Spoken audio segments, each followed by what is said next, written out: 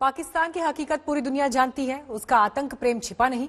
आतंकवादियों को शह देने वाला पाकिस्तान अपनी कारगुजारियों की वजह से हमेशा गिरता रहा है। एक बार फिर पाकिस्तान दुनिया के सबसे बड़े मंच पर बेनकाब हुआ। विदेश मंत्री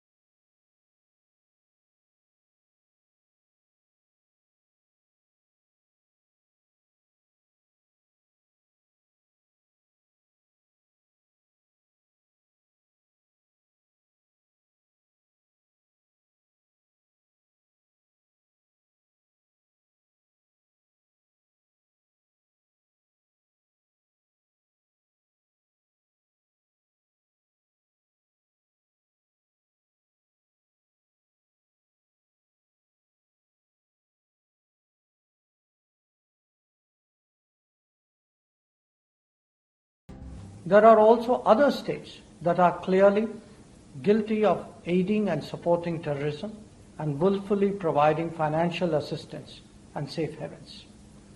While we must enhance capacities of the former, the international community must collectively call out the latter and hold them accountable. विदेश मंत्री जयशंकर संयुक्त राष्ट्र सुरक्षा परिषद के वर्चुअल सत्र में बोल रहे थे। उन्होंने देश का कूटनीतिक मोर्चा संभाला और दुनिया को बताया कि भारत के मोस्ट वांटेड कैसे पाकिस्तान के मेहमान बने बैठे हैं और आतंक को पनाह देने वाला मुल्क कैसे उनसे 5 स्टार बर्ताव करता है। Linkages between terrorism and transnational organized crime must be fully recognized and addressed vigorously. We, in India, have seen the crime syndicate responsible for the 1993 Mumbai bomb blast not just given state protection but actually enjoying 5-star hospitality. दुनिया जानती है कि विदेश मंत्री की बातें 100% सच हैं। पाकिस्तान में पल रहे आतंकी और उनके आकाओं का अड्डा इस बात के सबूत हैं। जयशंकर ने संयुक्त राष्ट्र सुरक्षा परिषद में पाकिस्तान को तो बेनकाब किया ही, लगे हाथ सब कुछ जानकर भी अनजान बने रहने वाले और दोस्त की भूमिका निभाने वाले चीन को भी नहीं छोड़ा। We must not countenance double standards in this battle. Terrorists are terrorists. There is no good or bad distinction. Those who propagate this only have an agenda, and those who cover up for them are just as culpable. फिर भी पाकिस्तान अपनी हरकतों से बाज नहीं आता। बार बार मात खाने की आदत सी पड़ चुकी है, लेकिन दुनिया की फटकार सुनकर भी वो सुधरने को तैयार नहीं। तभी तो पाक की मिट्टी आतंकवादियों के लिए उर्वर बनी हुई है। LAC पर जब से चीन की गुस्ताखी बढ़ी, तब से पाकिस्तान और चीन दोनों मिलकर पश्चिमी मोर्चे पर हिंदुस्तान के खिलाफ साजिश रचते रहे हैं। लेकिन 21वीं सदी के अटल इरादों ने इन दोनों को नाको चने चबाने पर मजबूर कर दिया है।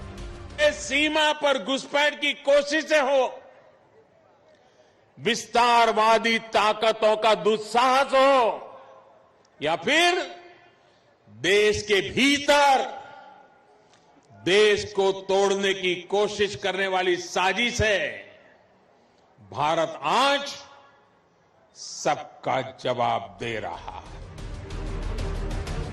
पाकिस्तान के दिलो दिमाग में ये बात अच्छे से बैठ चुकी है कि वो भारत का बाल भी बांका नहीं कर सकता, लेकिन आदत से मजबूर है। तभी तो वो आतंकवादियों को पनाह देता है। उसकी खुफिया एजेंसियां ISI और सेना उन आतंकवादियों को ट्रेनिंग देती है, फिर घुसपैठ में मदद कर भारतीय सरजमी पर दहशतगर्दी की साजिश रचती है। अभी एक दिन पहले ही भारतीय सेना प्रमुख नरवणे ने भी उस पाकिस्तान को बातों बातों में समझाया तो लगे हाथ चीन को भी चेतावनी दे डाली। Pakistan and China together form a very potent threat, and there is an aspect of collusivity which cannot be wished away, and that is also very much part of our strategic planning and calculus. Pakistan के दोगलेपन की लंबी चौड़ी फेरिस्त है। एक तरफ वो आतंकवादियों को शह देता है, दूसरी ओर दुनिया के सामने ये दिखावा करता है कि वो आतंकवाद के खिलाफ कितना गंभीर है। लेकिन भारत ने पोल खोलकर फिर से उसे उसकी औकात दिखाई है। दिल्ली से गीता मोहन और मंजीत नेगी के साथ आज तक ब्यूरो। भारत की रताड़ से ठीक पहले अमेरिका ने लखवी को लेकर पाकिस्तान से पूछा कि उसे अब तक 26/11 हमले का गुनहगार क्यों नहीं बनाया, लेकिन पाकिस्तान की बोलती बंद है। पाकिस्तान का आतंक प्रेम जगजाहिर है।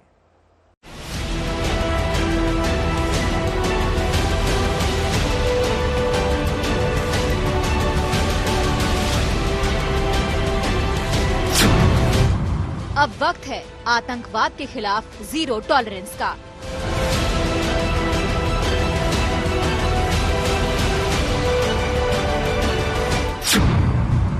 वक्त है हाथ में हाथ मिलाकर दहशतगर्दी को खत्म करने का।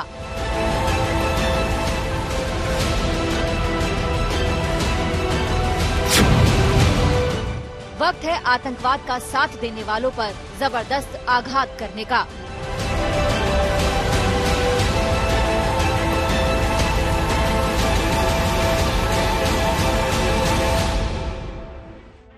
संयुक्त राष्ट्र सुरक्षा परिषद के मंच से ये भारत की गुहार है, लेकिन पाकिस्तान जैसा पड़ोसी और चीन जैसा उसका दोस्त मिल जाए तो तमाम उम्मीदें बेमानी है। पूरी दुनिया में कोरोना जैसी महामारी फैलाने का कलंक चीन पर है। LAC पर आघात करने का कलंक भी चीन पर है, उसी चीन पर जिसे पाकिस्तान की गलती भी सही नजर आती है।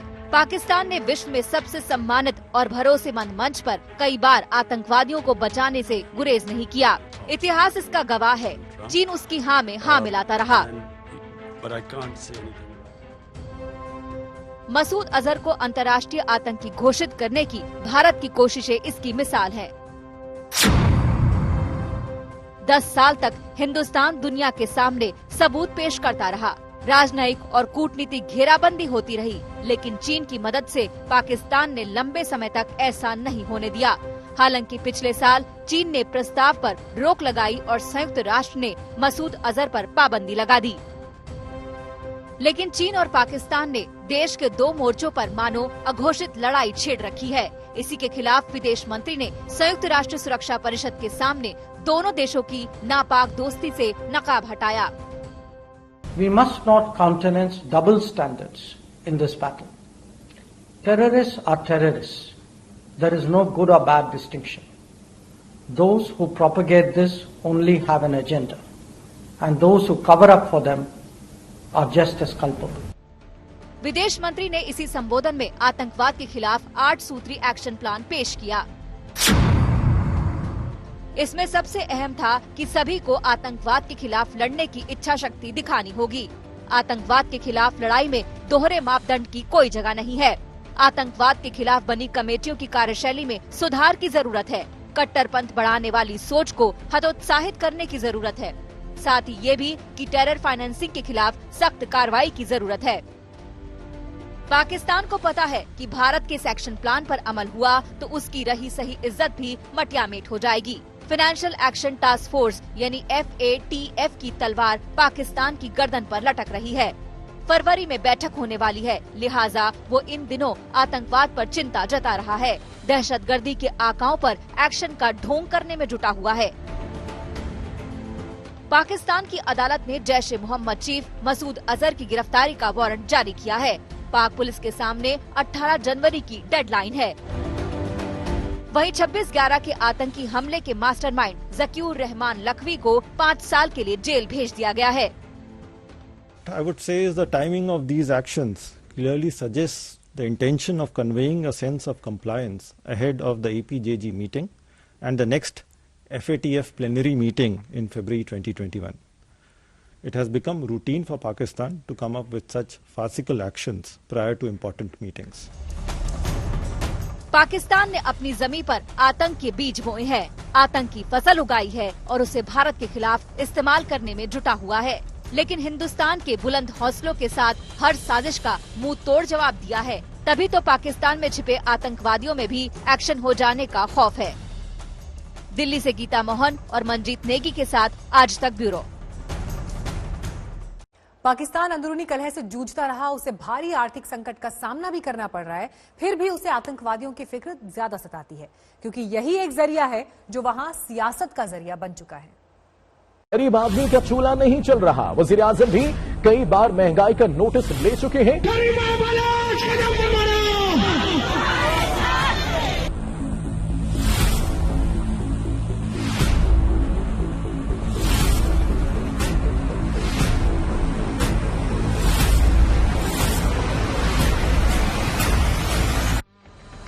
महंगाई से त्रस्त है पाकिस्तान की आवाम, लेकिन वजीर आजम इमरान बेफिक्र है।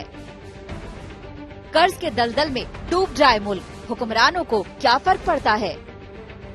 भ्रष्टाचार के खिलाफ विपक्ष बिगुल बजा रहा है, लेकिन इमरान को कोई टेंशन नहीं। तुम्हारी नालायकी के बारे में पूछा जाता है, तुम्हारी नाअहली के बारे में पूछा जाता है, तो जल्दी से जाके फौज के पीछे छुप जाते हो, जल्दी से जाके फौज की वर्दी की पनाह ले लेते हो। पाकिस्तान में अल्पसंख्यकों पर हमले होते हैं तो होने दो, पीएम इमरान को क्या फर्क पड़ता है।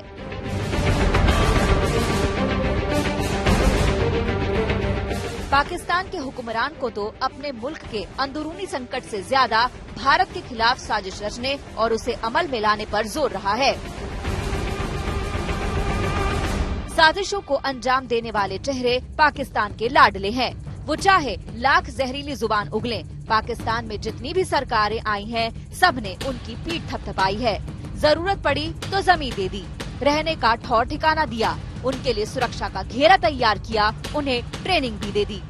जिस ज़कीउर रहमान लखवी को टेरर फाइनेंसिंग केस में 5 साल के लिए पाकिस्तान में जेल भेजा गया है, वो 26/11 के मुंबई हमलों का मास्टरमाइंड है।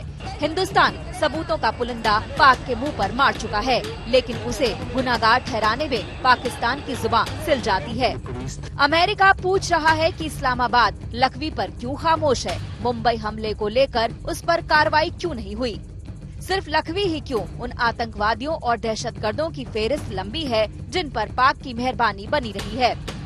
पाकिस्तान की सरजमी पर हिजबुल मुजाहिदीन सरगना सैयद सलाउद्दीन, जैश ए मोहम्मद का मुखिया मसूद अजहर, जमात उद दावा चीफ हाफिज सईद और ज़कीउर रहमान लखवी, इन जैसे आतंकी आका अपनी साजिशों को रचते हैं, उसे अंजाम देने की तैयारी करते हैं और फिर पाकिस्तान दुनिया के सामने आतंकवाद पर एक्शन का दिखावा करने से बाज नहीं आता। भारी सुरक्षा बंदोबस्त के बीच पाकिस्तान में सिर छिपाने वाला मुंबई बम ब्लास्ट का गुनहगार दाऊद इब्राहिम भी उनमें से एक है। ये पाकिस्तान ही है जिसकी जमीन पर वर्ल्ड ट्रेड सेंटर जैसे आतंकी हमले करने वाला ओसामा बिन लादेन छिपा हुआ था, जिसे अमेरिकी नेवी सील कमांडो ने मार गिराया था। 2016 की सर्जिकल स्ट्राइक और 2019 के बालाकोट एयर स्ट्राइक के जरिए भी हिंदुस्तान पाकिस्तान की जमीन पर पल रहे आतंकवादियों की कब्र खोद चुका है, जिसका खौफ पाकिस्तानी हुक्मरानों में अब तक है। ऐसे में पाकिस्तान चाहे जितना भी आतंकी खेल ले, वो खुद पर मंडरा रहे संकट को टाल नहीं सकता। भारत उसे बेनकाब करता रहेगा, वो दुनिया भर में फजीहत झेलता रहेगा। दिल्ली से मंजीत नेगी के साथ आज तक ब्यूरो।